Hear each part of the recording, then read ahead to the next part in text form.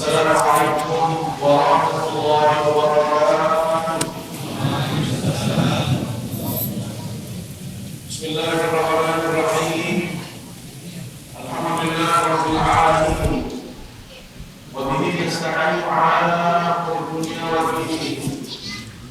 Wassalatu wassalamu ala asyrafil anbiya'i wal mursalin. Sayyidina wa habibina wa syafi'ina wa maulana Muhammad wa ala alihi wa sahbihi ajma'in. Amma ba'du. Yang mulia para alim ulama, para tuan guru, para cendekiawan, para asatidz, para sesepuh, para penglingsir yang hadir di majelis yang mulia ini yang kami hormati, para pengurus masjid yang kami hormati, singkatnya hadirin hadirat, jamaah yang dimuliakan Allah Subhanahu wa taala.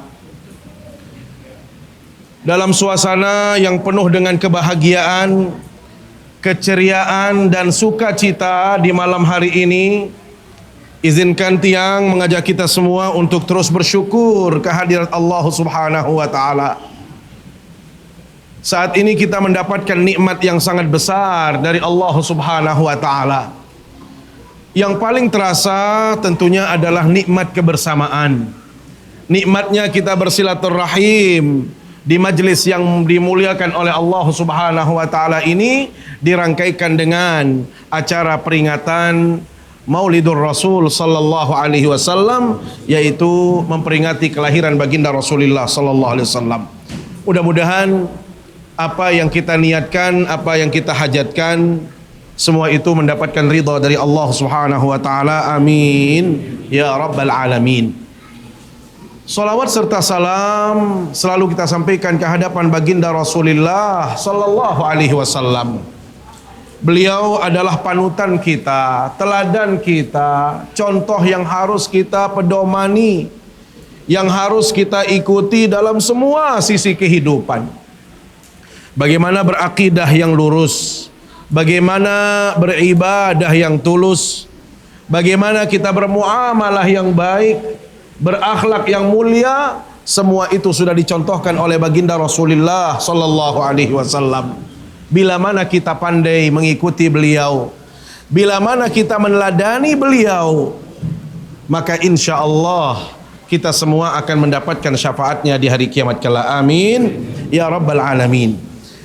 Bapak Ibu jamaah yang dimuliakan Allah Subhanahu wa taala, kelahiran baginda Nabi adalah merupakan anugerah yang sangat besar yang Allah berikan kepada makhluk Allah Subhanahu wa taala.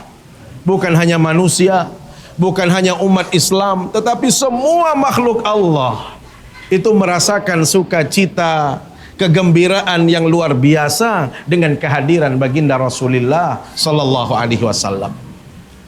Di dalam surat Ali Imran ayat 164 Allah Subhanahu wa taala berfirman, Bismillahirrahmanirrahim. Laqad manna Allahu 'alal mu'minina idh ba'atsa fihim rasulan min anfusihim. Laqad manna Allahu 'alal mu'minin, dan kami telah menganugerahkan kepada orang-orang yang beriman, kata Allah SWT. Apa itu anugerahnya? Idz ba'atsa fihim rasulan, yaitu diutusnya Rasulullah sallallahu alaihi wasallam dari kalangan kita sendiri. Bapak Ibu, diutusnya Rasulullah itu adalah nikmat yang sangat besar, kata Allah. Maka tentu setiap nikmat yang Allah berikan kepada kita, setiap nikmat yang kita dapatkan dari Allah Subhanahu wa taala, Bapak Ibu, seyogianya kita semua menunjukkan kegembiraan. Seyogianya kita menunjukkan sukacita atas semua kenikmatan yang Allah berikan kepada kita. Bahkan dalam surat Yunus ayat 58, Allah Subhanahu wa taala berfirman, "Innallaha aqul bi fadlillahi wa bi rahmatihi fabidzalika falyafrahu." Katakan, kata Allah, karena karunia dari Allah dan rahmat yang Allah berikan kepada kita semua, maka apa yang harus kita lakukan? Falyafrahu, bersukacitalah kita, bergembiralah kita. Bapak Ibu, dalam tafsiran ayat ini disebutkan qul bi fadlillah. Fadlillah itu artinya al-Islam. Rahmatillah itu artinya Al-Quran. Bapak Ibu, satu, tentu nikmat Allah itu tidak hanya terbatas kepada Islam dan Al-Quran. Karena Allah Subhanahu wa taala berfirman di ayat yang lain, wa in ta'uddu ni'matallahi la tuhsuha. Sekiranya kita menguraikan nikmat-nikmat yang Allah berikan kepada kita, siapapun yang paling pintar hitungannya, paling cerdas dia, maka dia tidak akan mampu menghitung nikmat dan karunia Allah Subhanahu wa taala. Itu satu. Yang kedua, Allah, kira-kira apa ya kita tahu Islam, kita tahu Al-Quran kalau tidak ada baginda Nabi sallallahu alaihi wasallam? Coba saya ingin nanya, kira-kira kita mengetahui Islam, meyakini Al-Quran, mengetahui Allah tanpa baginda Rasul sallallahu alaihi wasallam? Saya pikir tidak mungkin. Kenapa? Karena beliau diutus oleh Allah untuk menjelaskan itu semua. Karenanya hati Allah, kalau kita bersuka cita saat ini dengan kelahiran baginda Nabi sallallahu alaihi wasallam, itu adalah satu keniscayaan. Bapak Ibu, saya bertanya, kira-kira, karena ini sudah rata-rata pensiun ini, ya Pak Sri ya, ini sudah pensiun, pertanyaannya beda. Beda pertanyaan orang pensiun dengan pengantin baru. Ya, kalau orang pensiun, saya tanya, kira-kira kalau cucunya lahir, senang apa tidak? Bu, lahir cucu ibu, senang apa tidak? Senang. Kalau yang baru nikah atau yang mungkin masih produktif, kira-kira kalau kita mendapatkan tambahan anak, senang apa tidak? Saya nggak bilang tambahan istri loh, anak sajalah. Senang apa tidak? Apa dalilnya senang? Kenapa senang? Kenapa senang dengan kelahiran anak kita, kelahiran cucu kita? Mana dalilnya disuruh senang? Bapak Ibu, nggak pakai dalil, itu fitrah. Itu adalah fitrah manusia. Setiap kali dia mendapatkan nikmat, tambahan rezeki, pasti dia senang, pasti dia bergembira. Bapak Ibu, kita senang dengan anak kita yang lahir, kita bersuka cita dengan cucu kita yang lahir. Belum tentu anak ini besok ingat kita. Belum tentu cucu kita ini besok akan mendoakan kita, memintakan ampun setelah kita meninggalkan dunia ini. Tetapi kita kadang-kadang senangnya luar biasa. Ada orang yang sangat kaya, Bapak Ibu, sampai-sampai mereka melakukan kegiatan hari ulang tahun itu di hotel. Mereka mengeluarkan biaya yang besar. Untuk apa? Saking senangnya, saking bahagianya dengan cucunya. Bapak Ibu, bagaimana dengan Rasul sallallahu alaihi wasallam? Yang jelas-jelas, Bapak Ibu, tidak ada lagi orang yang paling cinta dengan kita, tidak ada orang yang paling sayang dengan kita dalam hidup ini kecuali baginda Rasulullah sallallahu alaihi wasallam. Makanya dalam surat At-Taubah, Allah Subhanahu wa taala di akhir surat At-Taubah, Allah berfirman apa? Laqad ja'akum rasulun min anfusikum azizun 'alaihi ma 'anittum harisun 'alaikum bil mu'minina raufur rahim. Laqad ja'akum rasulun, telah datang seorang rasul. Dari mana? Min anfusikum, dari kalangan kita, yaitu bangsa manusia. Bapak Ibu, baginda Nabi itu adalah dari manusia, bukan dari bangsa malaikat, bukan dari makhluk lain, tetapi beliau itu adalah dari kalangan kita sendiri, yaitu manusia. Ada bapak, ada ibu, ada paman, ada bibi. Itu namanya kalangan kita. Karena itu di dalam hadis Rasul sallallahu alaihi wasallam menegaskan bagaimana kalau itu beliau itu dilahirkan seperti kita. Wulidtu min nikahin la min sifahin, kata beliau. Saya ini dilahirkan dari orang yang baik-baik melalui jalur pernikahan. Bukan dari jalur-jalur yang tidak jelas. Bukan berzina, bukan melakukan hal-hal yang tidak baik. Saya ini dari keturunan baik-baik, kata beliau. Itu satu. Qiraat ayat ini oleh ulama juga ada yang membacanya dengan min anfasikum. Jadi ada yang membacanya min anfusikum dengan dhammah, ada yang membacanya dengan min anfasikum dengan fathah. Apa kata maknanya anfasikum? Pilihan Allah yang terbaik. Terbaik apa? Ciptaannya, akhlaknya, ketaatannya, itu adalah ada pada diri baginda Rasulullah sallallahu alaihi wasallam. Makanya anak-anak kami biasanya lebih senang menunjukkan ekspresi tentang baginda Nabi itu dengan lantunan lagu-lagu. Abdullah nama ayahnya, Aminah ibundanya. Mana lagi? Saya nggak ada anak-anak. Ini kalau orang tua teman kita ngaji ini gini, nggak paham dia, nggak bisa nyambung. Saya biasanya kalau ngaji anak-anak banyak yang munamatang, cukup saya bilang setel ini aja, langsung semua. Ternyata orang tua nggak pengalaman juga ya, kalau nggak tahu juga silsilah baginda Nabi itu. Anak-anak lebih paham kalau berbicara silsilah. Katanya kita cinta Nabi tapi nggak tahu silsilahnya. Jangan-jangan diragukan kita kecintaannya ini.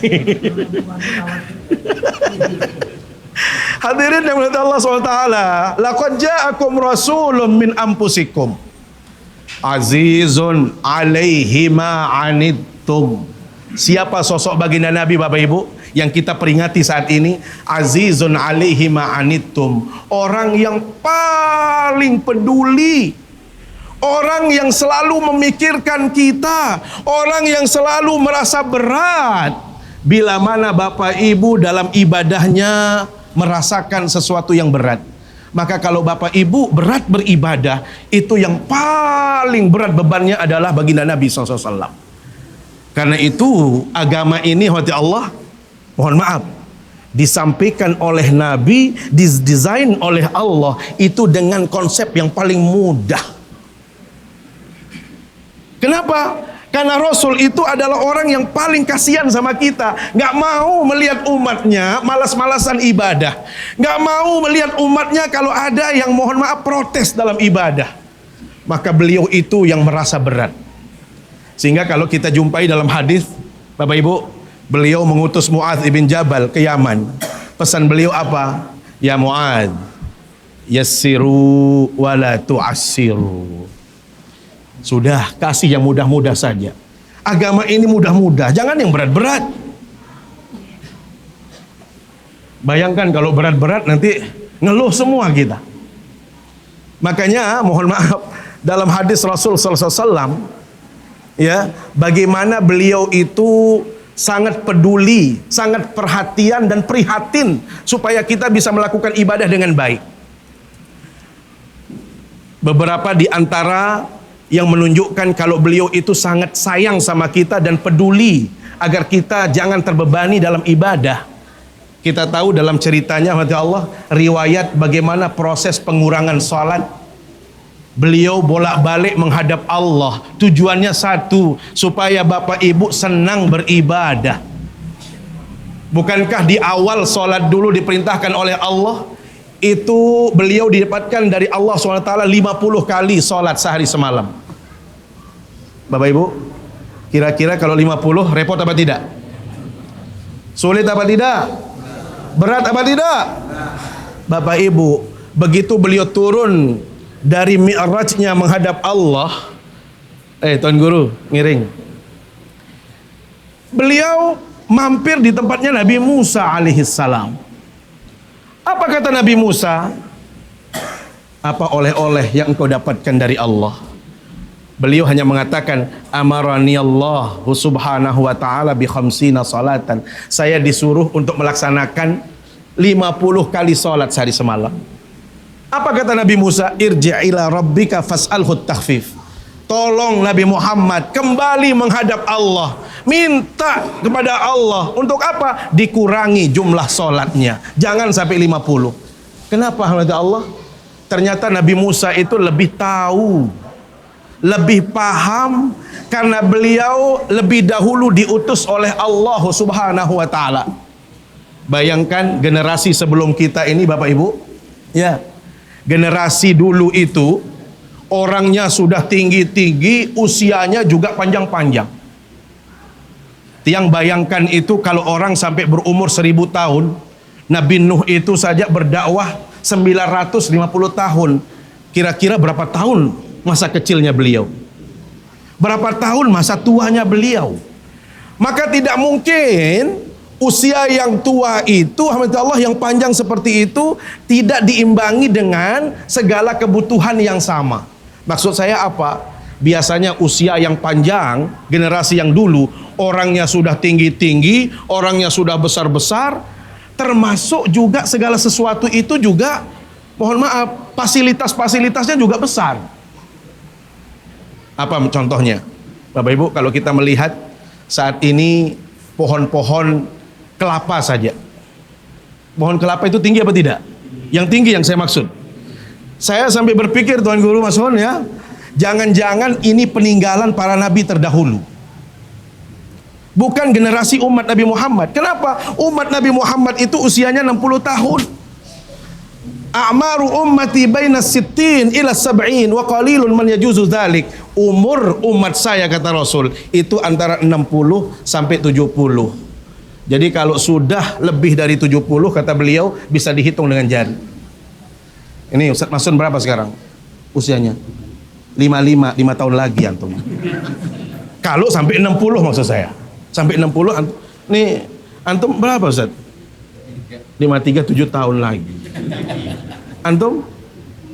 Lah, ini sudah kayaknya hati-hati. Kalau ini sudah harus hati-hati, Pak. Ini masa-masa kritis maksud saya. Ya. Tapi syukur di sini banyak yang usia-usia kritis ini. Pensiun-pensiun itu udah kritis semua ini. Tetapi mengambil tempat yang baik di masjid. Ini luar biasanya. Bapak Ibu, kalau usia Nabi Muhammad, umatnya itu antara 60 sampai 70. Yang lebih dari 70, kata Rasul, itu bisa dihitung dengan jari jemari. Maka tiang berpikir, Bapak Ibu, jangan-jangan kalau kita melihat kelapa yang tinggi itu, ini sisa-sisa peninggalan generasi terdahulu. Kenapa? Karena umat Nabi Muhammad saat ini ada kelapa hibrida. Jangan-jangan itu sebenarnya kelapanya kita itu, yang sambil duduk-duduk, tidur-tidur kita bisa ambil. Nah inilah kira-kira, dan itu juga nggak lama bertahannya, sebentar hidupnya, ya sebentar matinya juga. Nah ini Allah. Maka subhanallah, Nabi Musa itu lebih paham. Irji ila rabbika, tolong kembali wahai Nabi Muhammad. Sampailah beliau mendapatkan 5. Begitu beliau melapor kepada Nabi Musa, berapa? 5. Lagi sekali wahai Nabi Muhammad, 5 itu banyak. 5 itu masih kebanyakan. Besok, ibaratnya Nabi Musa itu sampai mengatakan, besok dilihat Nabi Muhammad, tes besok. 5 itu pasti banyak yang nawar. Bapak Ibu, kita rasakan 5 itu berat apa tidak? Berat apa tidak? Jujur, berat. Kok malu kita bilang berat ya? Kalau nggak berat mungkin rame masjid di mana-mana. Buktinya saking beratnya Bapak Ibu, berapa orang yang mencari nafkah sampai-sampai lupa sholatnya. Kita sibuk dengan acara-acara seminar, acara-acara kegiatan, sampai-sampai kadang-kadang Allahu Akbar, kita mikir, ini kita habisin dulu apa sholat dulu? Kok jadwalnya Allah saja kita masih nego itu. Padahal ini sudah jadwalnya Allah sebentar saja, seharusnya tinggalkan semuanya. Bapak Ibu, ternyata kita katakan apa yang disampaikan oleh Nabi Musa dulu itu berat. Benar, 5 itu juga masih berat. Inilah menunjukkan bagaimana kepedulian baginda Nabi. Beliau akan merasa berat bila mana Bapak Ibu terbebani dalam kehidupan ini. Makanya dalam urusan-urusan ibadah sampai beliau peduli sekali. Tadi contohnya sholat. Sholatnya dari 50 menjadi 5. Yang kedua Bapak Ibu, ini contoh saja. Contoh kepedulian beliau sampai-sampai dalam urusan sholat berjamaah Bapak Ibu. Apa kata beliau? Saking pedulinya dengan kita supaya kita senang, nyaman melakukan sholat, beliau berpesan kepada para imam, ya imam, idza shallaitum bin nas falyukhaffif. Imam ini khusus. Kalau engkau sholat berjamaah imam, tolong ayatnya yang pendek-pendek imam. Coba. Siapa lagi yang peduli dengan kita kalau enggak baginda Nabi? Beliau mencontohkan, wahai para imam, jangan terlalu asyik membaca ayat imam. Kenapa? Fa inna fihi mudha'if was-sakim wal kabir. Rata-rata makmummu itu sudah pensiun. Benar apa tidak? Kalau imamnya mohon maaf panjang-panjang, sementara orang baru pensiun. Orang pensiun itu kadang ada yang stres, ada yang sudah sedikit-sedikit pusing, sakit-sakit, ya pinggangnya sudah sakit, dengkulnya. Jangan sampai nanti Allahu Akbar, nah imam kebelo nih imam. Adin sadendek barak menu, hamda Allah. Bagaimana rasanya supaya kita ini nikmat? Kecuali Ramadan memang khusus. Subuh juga biasanya agak panjang. Kenapa? Karena Rasul katakan kalau orang sudah berani datang subuh berarti orang itu sudah siap, sudah beriman benar dia. Datang guru ya. Jadi orang sudah siap lahir batin. Tapi walaupun begitu jangan panjang-panjang dulu imamnya. Ini imam, ini khusus berpesan. Ya. Kenapa? Fa inna fihi mudha'if. Banyak jamaahmu sudah lemah-lemah.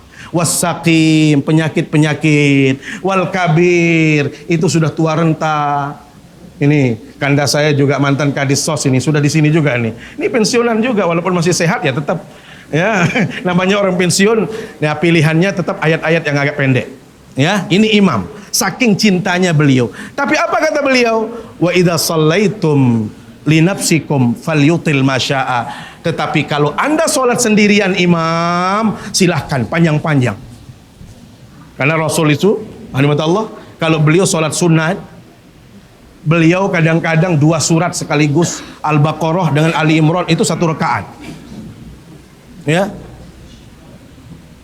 Kapan itu beliau lakukan? Di saat beliau sholat sendirian. Tetapi kalau sholat bersama orang banyak, maka beliau disuruh atau menyuruh kita untuk yang simpel-simpel.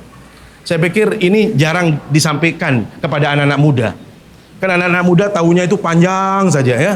Sehingga kalau ini disampaikan mungkin besok banyak itu anak-anak muda yang datang ke masjid untuk sholat berjamaah. Ini satu. Yang kedua ya tadi. Yang ketiga, rahmat Allah, termasuk dalam khutbah Jumat. Apa pesan beliau dalam konteks sholat Jumat? Tandanya imam itu berilmu dan khatib itu punya ilmu bila mana khutbahnya pendek-pendek, sholatnya agak panjang sedikit. Bukan disuruh panjang-panjang, agak panjang sedikit. Coba, siapa lagi yang harus kita dengarkan kepada Allah? Siapa yang harus kita patuhi? Baginda Nabi berkata, orang itu tanda dia berilmu, imam dan khatib itu bila mana sholatnya pendek, bila mana khutbahnya pendek-pendek. Bapak Ibu, kenapa? Apa hikmahnya disuruh kita kalau sholat Jumat itu pendek-pendek khutbahnya? Namanya orang melakukan kegiatan siang hari, Bapak Ibu. Dari rumah baru dibangunkan tidur, dari tidur. Yuk Pak, pergi sholat Jumat. Baik dalam kondisi kenyang maupun lapar. Subhanallah. Begitu sampai masjid, waktu yang paling nikmat untuk tidur di saat khatib naik di atas mimbar. Bukan begitu? Coba jujur, siapa yang gak pernah tidur? Gak ada orang yang gak tertidur kalau panjang-panjang khotibnya, Masya Allah, terus asik sendiri. Nah, paling nikmat itu tidur. Sehingga Rasul katakan khutbahnya pendek-pendek. Makanya kalau ada tetangga kita yang katanya sedang mengalami sakit, ya, sulit tidur, tidak nyaman tidur, bawa dia hari Jumat, insya Allah tidur dia. Tapi suruh khotibnya panjang-panjang sedikit. Bapak Ibu, lihat, ternyata sholatnya disuruh yang agak panjang. Makanya yang agak panjang itu ya idealnya al-a'la sama al-ghasyiyah itu sudah cukup. Ya, itulah yang disunahkan. Jadi tidak terlalu panjang, tidak terlalu pendek. Hadirin Allah, ini adalah bentuk kecintaan dan kasih sayang beliau kepada kita. Sampai dalam urusan ibadah sekalipun, beliau selalu melihat bagaimana kondisi kita. Belum lagi urusan-urusan yang lain, bagaimana beliau cintanya kepada kita, Bapak Ibu.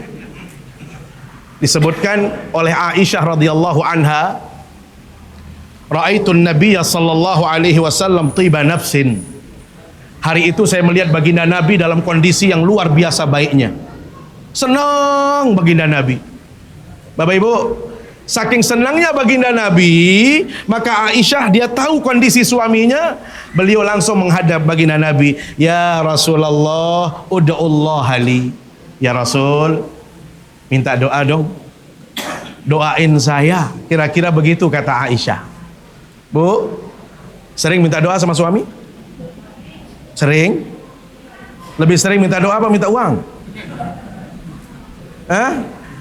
Saya pikir kalau momen-momen maulid seperti ini, Bu, ibu itu datang ke suami terus bilang, "Pak, doain kita dong." Saya pikir senang bapak-bapaknya.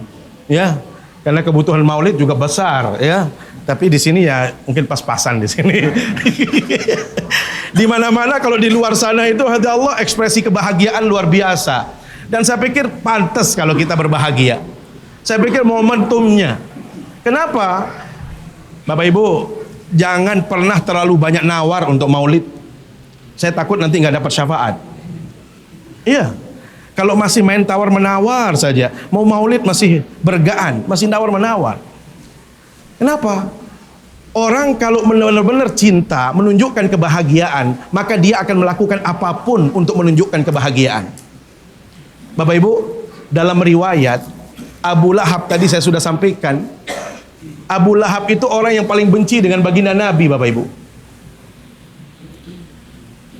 Ternyata di saat disampaikan oleh pembantu beliau yang namanya Suwaibah, budak hamba sahaya, datang memberitahu kepada Abu Lahab, Abu Lahab, anak saudara Anda lahir.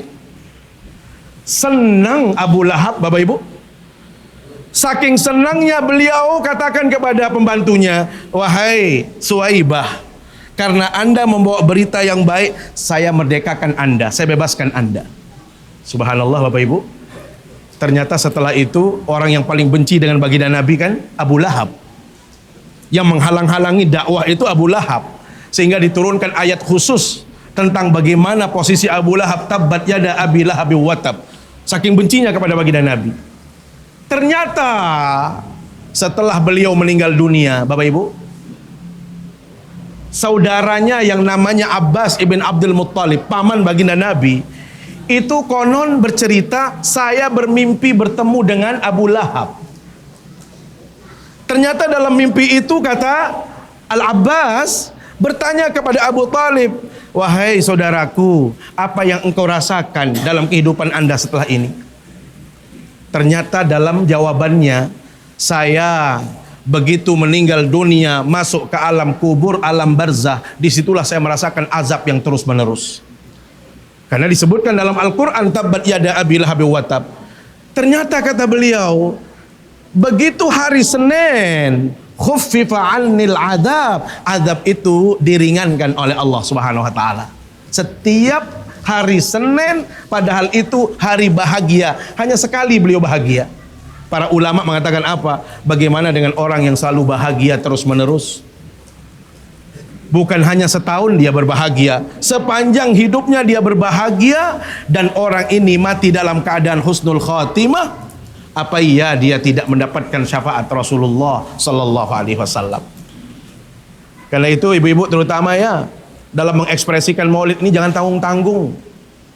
Ini mau dapat surga, tapi kadang-kadang kalau sudah naikin jajannya, saya tahu mana harga yang 1.000 dengan 5.000, 10.000 tuh tahu, Bu. Karena pengalaman. Ini kadang-kadang untuk maulid saja disamakan dengan biasa-biasa, janganlah. Orang kita pesta anak kita saja kita belikan kue tar yang terbaik kok. Yang paling baik. Bu, biasanya kalau di kampung-kampung itu yang akan menghadapi makanan yang ibu suguhkan itu orang-orang tua. Ya, rata-rata orang tua itu senang bawa berkat. Tetapi begitu dia ingin coba sedikit, ya Allah kemairun, keceput ni. Begitu dia coba, Masya Allah, gigi satu-satunya entung. Saking gedak kan sampai jamaah, mula dengan ni din selamat bayu ni. Ya, masa enggak kita dapat dosa gara-gara itu? Tapi kalau ibu naiknya yang enak-enak, Masya Allah, begitu dicoba, ya Allah, inak ni hai miak. Saya harap nepek jauhan, saya harap nepek pesaji, mudah-mudahan tamu surga ni minta doa. Sila. Ya Allah, ini maksud saya. Jadi jangan tanggung-tanggung lah. Ini ngadakan kok tanggung-tanggung banget. Sekali-sekali. Makanya kemarin ada yang nanya, kenapa harus bulan Maulid? Bapak Ibu, filosofinya kenapa harus bulan Maulid? Orang mengundang tamunya, temannya. Kalau kita orang kaya, Islam itu mengatakan apa? Tanda orang Islam itu baik, hanya 2 tandanya kata Rasul. Apa itu? 1, ifsa'us salam, selalu mengucapkan salam. Yang kedua, orang Islam yang baik itu adalah it'amut ta'am, selalu memberi, selalu berbagi, selalu memberi makanan. Makanya sebenarnya Islam itu agama ruah. Mana percaya sama pendek? Penasaran Tuan Guru? It'amut ta'am ni kenapa kena? Memberi orang lain makanan. Lamun bahasa itu ruah. Sehingga ruah maksudnya apa? Kalau kita hanya dapat untuk 1 orang, undang 1 orang. Kalau hanya 2 orang, undang 2 orang. Semakin banyak rezeki kita, semakin baik. Itu Islam. Makanya mohon maaf, lamun arah haji-haji sandiwah ruah kurang mabrur. Apalagi sepulang haji perekengan, Masya Allah. Ada orang sepulang haji, semeni nyembih kunin. Pelitnya tutup balung sampai jamaah. Padahal Rasul mengatakan tanda orang itu mabrur, nak jauh-jauh. Kalau dia suka berbagi, memberi, itulah orang yang mabrur. Bapak Ibu, jadi ruah itu nggak perlu pakai judul. Apa? Ruah kelemak lamun dia ada judul. Ruah pagi, ruah siang, ruah kebian, boleh. Kalau nggak dapat apa-apa, ya sudah buat ruah apa namanya. Tapi kan masalahnya kita bukan orang yang cukup, Pak. Pegawai negeri berapa sih gajinya? Mau ruah bilang jelub, hegat tekor. Artinya apa? Kondisi hidup kita ini juga sangat berperan, Bapak Ibu. 1, rizki kita tidak seperti orang-orang yang kaya. Kalau ada yang kaya di sini mau ruah setiap hari, luar biasa. Itulah ajaran Islam. Tapi kalau setiap hari kan kita nggak mungkin. 1, tugas kita banyak, kegiatan kita banyak, kemudian uang juga tidak semuanya ada. Maka orang biasanya membuat waktu-waktu tertentu. Lemak wah mulut tekundang. Itu maksudnya. Supaya apa? Bersamaan juga dengan maulid, ya kan? Paling tidak dia mendapat keberkahannya. Ingin mendapat berkah, tabarruk kalau orang-orang mengatakan, dapat kebaikannya. Ini hati Allah. Jadi beliau itu adalah orang yang sangat cinta kepada kita, maka tunjukkan kecintaan itu. Lanjut hadis tadi, hamba Allah, sedikit yang sampaikan. Aisyah minta didoakan. Maka Rasul sallallahu alaihi wasallam, Bapak Ibu, berdoa, Allahumma ighfir li Aisyata ma taqaddama min dzambiha wa ma ta'akhkhar wa ma asarrat wa ma a'lanat. Ya Allah, ampuni seluruh dosa Aisyah, baik yang sudah lalu maupun yang akan datang, baik dosa yang tersembunyi maupun terang-terangan. Bu-ibu, kira-kira kalau bapaknya berdoa seperti itu senang apa tidak? Girang minta doa? Sering didoakan? Alhamdulillah, suami soleh namanya. Nih, para suami sering minta doa sama istri apa enggak? Sering?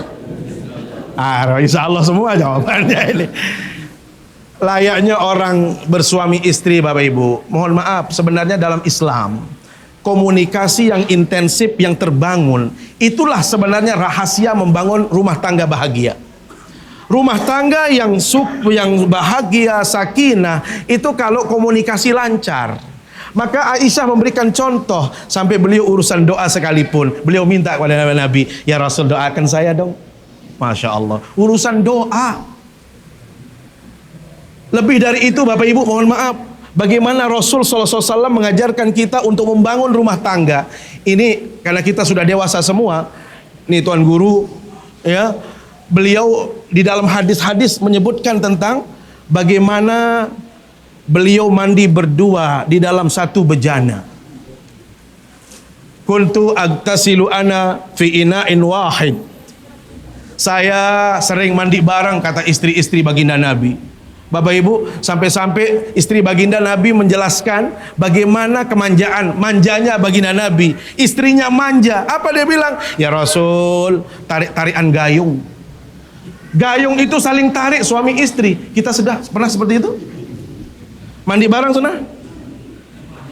Ya Allah, ternyata untuk membuat rumah tangga bahagia itu bukan hanya uang saja, Bapak Ibu. Tidak pasti harus ini, banyak aset, tidak. Ternyata komunikasi. Rasul mengajarkan sampai dalam urusan mandi beliau berdua. Sampai-sampai beliau saling tarik menarik. Jangan habisin air dong Rasul. Bagaimana sih mesranya beliau berdua itu? Ya Allah. Nah kita ini kan berbentan dek piring melayang. Kami jamaah tidak pernah ada komunikasi. Jarang. Apalagi kalau sudah pensiun kan rada-rada stres semua itu. Kadang-kadang menin onseng bahasa Sasak ini kita mau marah aja bawaannya. Maka Allah mohon maaf, komunikasi itu sangat penting sekali dari hal-hal yang ringan, termasuk minta didoakan, itu penting. Ya Rasul, doakan saya dong. Sedikit-dikit datang ke suami, ya Rasul, ya wahai suamiku, doakan saya dong. Hari ini saya begini, doakan. Ini berembin tadi stres mama ibu-ibu. COD bilang waktu. Cekat, ini ibu-ibu sekarang pintar. Dia tahu dia yang COD, begitu suami di rumah datang. Dia kayaknya sudah kongkolikong dengan orang yang datang membawa barang itu. Sehingga ya tidak mau ya harus bayar. Kan kalau setiap hari bayar ya bingung juga istri suaminya. Allah. Jadi penting komunikasi. Maka subhanallah Bapak Ibu, Aisyah saking senangnya didoakan sampai beliau dalam riwayat itu kepentok kepala beliau. Terbentur kepala beliau saking senangnya. Bagaimana sih ekspresi orang senang? Sampai Rasul bertanya, ya Aisyah, ayasuruki du'ai, apakah engkau senang dengan doa saya? Mali la yasuruni du'auk ya Rasul. Siapa yang tidak senang didoakan olehmu? Bapak Ibu, ini terakhir yang sampaikan. Ketahuilah kata Rasul, inilah doa yang saya panjatkan setiap selesai sholat untuk semua umat saya dimanapun berada. Bapak Ibu, begitu sayangnya beliau, setiap sholat beliau ingat Bapak Ibu. Dan apa yang diingat? Ampuni umat saya, ampuni umat saya. Ada kiranya di antara kita yang sayang seperti itu? Sayang tetangga, sayang teman seperti itu, sampai dalam doa kita terus hadir. Bapak Ibu, kayaknya sulit mencari orang yang benar-benar cinta dalam kehidupan kita. Itulah Rasul Sallallahu Alaihi Wasallam yang selalu mendoakan kita setiap selesai salat. Bapak Ibu, setiap beliau membaca ayat-ayat yang kaitannya dengan azab. In tu'adzibhum fa innahum ibaduk. Kalau engkau mengazab mereka ya Allah, itu boleh karena itu hambamu. Setiap kali beliau membaca ayat-ayat azab hadirat Allah, beliau nangis baginda Nabi. Tidak bisa melanjutkan bacaannya, sedih beliau setiap kali membaca ayat azab. Kenapa? Yang dia sedihkan bukan istri beliau, bukan anak beliau, bukan keluarga beliau. Yang beliau sedihkan adalah siapa? Umatku ya Allah. Bagaimana nasibnya kelak? Apa mereka akan masuk di azab? Apakah mereka akan masuk neraka ya Allah? Nangis mereka, beliau di hadapan Allah Subhanahu wa taala. Bapak Ibu, itulah cintanya beliau. Terakhir sekali, selesai beliau keluar, dalam riwayat ada yang mengatakan keluar dari Baqi', beliau berdoa kepada Allah, suatu ketika mudah-mudahan saya dipertemukan dengan kekasih saya. Ada yang meriwayatkan dengan saudara-saudara saya. Ya Allah, semoga saya dipertemukan kelak dengan saudara-saudara saya. Bagaimana enggak bingung para sahabat kepada Allah yang selalu bersama beliau tidak didoakan. Sehingga para sahabat yang ada di situ mengatakan apa? Ya Rasulullah, kenapa engkau berdoa seperti itu? Bukankah kami saudaramu? Kami ini semua saudaramu ya Rasulullah. Kenapa engkau masih berdoa bertemu dengan saudara-saudara? Apa kata beliau? Kamu ini bukan saudara. Anda ini adalah sahabat namanya. Kira-kira mana yang lebih dekat? Sahabat apa saudara? Bapak Ibu, yang harus kita cintai siapa? Sahabat apa saudara? Saudara lebih kita cintai. Ternyata Rasul sallallahu alaihi wasallam katakan kepada sahabat-sahabat yang hadir di situ, Anda ini sahabat saya. Lantas ya Rasul, siapa saudaramu? Apa kata beliau? Ikhwani man amanu bi walam yarawni.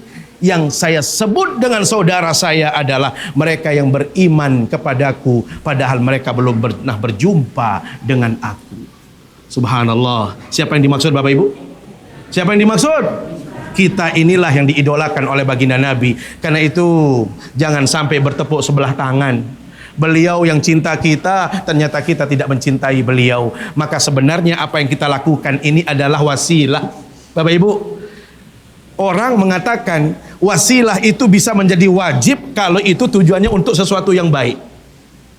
Mala yatimul wajib illa bihi fahuwa wajib.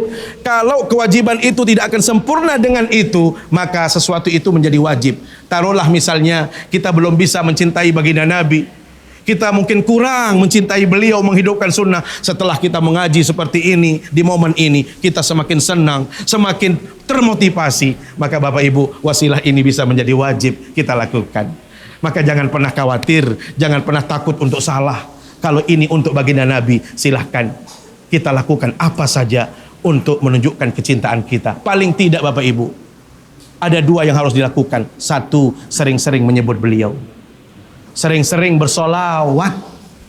Ya, kan begitu orang kalau sedang jatuh cinta. Idza ahabban nasu syai'an katsura dzikruh. Kalau orang sudah jatuh cinta, maka selalu dia akan ingat kekasihnya. Bapak Ibu, pacar kita disebut namanya, orang menyebut padahal merbot namanya, itu mungkin namanya merbot. Ya Allah, langsung tinjut ke melas. Kenapa? Pacar kita. Truk jalan ada nama pacar kita di situ, tinjut, melas. Truk masa liwat, ya Allah, ya Allah. Kenapa? Karena kita sedang jatuh cinta. Maksudnya apa Bapak Ibu? Hal yang sama kalau kita cinta kepada Rasulullah, maka setiap kali disebut nama beliau, maka hendaklah kita juga tergetak hati kita, terketuk hati kita untuk ikut bersolawat. Karena itu Rasul katakan, di antara orang yang paling merugi dalam hidup ini dan yang diaminkan oleh beliau di hadapan malaikat Jibril, amin, amin, amin, kata beliau. Siapa? Man dzukirta indahu falam yusalli alaik. Kalau disebutkan nama Nabi, kita tidak mau bersolawat. Maka kalau kita cinta kepada beliau, pastikan kita terus bersolawat atas baginda Nabi. Dan yang kedua Bapak Ibu, ikuti sunnah beliau, hidupkan sunnah beliau sekecil apapun. Mohon maaf, tidak mungkin kita seperti baginda Nabi. Mustahil kita akan seperti baginda Nabi. Beliau manusia pilihan, kita ini manusia yang lemah. Bapak Ibu, ma la yudraku kulluhu la yutraku kulluh dalam kaidah. Kalau kita tidak bisa semuanya, jangan tinggalkan semuanya. Ibu-ibu nggak bisa sunat tahajud, nggak bisa rawatib, nggak bisa yang lain. Apa kata Rasul? Hanya senyum Anda bisa, senyum saja sudah cukup. Bapak Ibu, ada yang nggak bisa senyum? Jangan nunjukkan akhir bulan. Walaupun akhir bulan tetap senyum. Kenapa? Rasul sallallahu alaihi wasallam ma ra'ani illa tabassam. Rasul itu selalu senyum, dimanapun kita ketemu sama siapapun selalu senyum. Bapak Ibu, kalau senyum, insya Allah pensiun pun tetap aman. Umur akan panjang kalau kita terus senyum. Insya Allah, ini rahasianya. Sebagai demikian Bapak Ibu yang dapat kami sampaikan. Terima kasih atas perhatian kita semua dan mohon maaf bila ada hal-hal yang kurang berkenan. Aqulu qauli hadza wa astaghfirullah li wa lakum wa lisairil muslimin wal muslimat fastaghfiruh. Aqulu qauli hadza wassalamu alaikum warahmatullahi wabarakatuh.